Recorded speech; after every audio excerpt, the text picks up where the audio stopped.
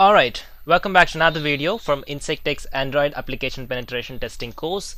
In the previous video we have seen how one can actually perform black box testing against applications which are storing data inside SQLITE databases. Now in this video let's see how we can actually perform code review of this particular application. Simply put, I'm just going to show you how the application which we have used in the previous demonstration works.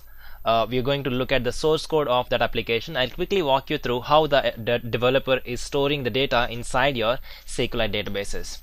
So let's begin. So this is the source code. This is the actual application's code that you have used. If you see this, the moment you click the button register, it is actually calling an on-click listener, and the moment this on-click listener is called, I'm just going to execute this particular code.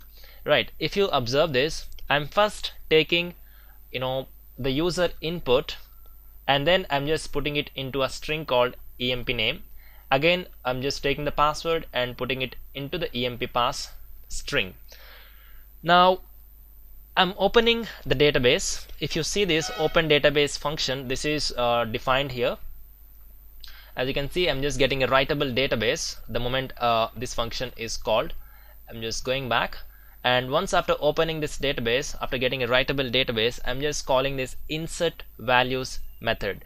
So along with this method, I'm just passing two parameters which are taken from the user. So far we haven't done any kind of encryption or things like that. So there are whatever the user input that is taken from the user is in clear text so far. Now let's go ahead and see this insert values definition.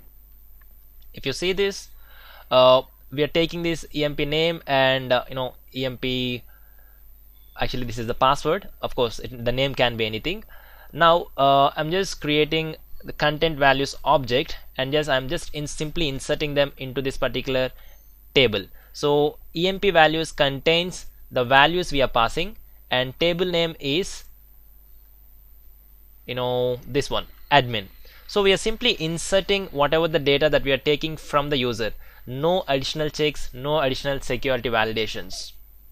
Right, we are not even encrypting the data before inserting it into the database, or we are not even converting into a hash. So that's a big problem. When you are storing data inside your device, inside a local device, when you're storing data locally, you have to make sure that your data is secure. Even if your device is compromised, even if the attacker has physical access to your device, he should not be able to compromise the data associated with your applications. So this is how this application is working. So just in case if you want to have a look at the source code of this application, yes, this is what it looks like.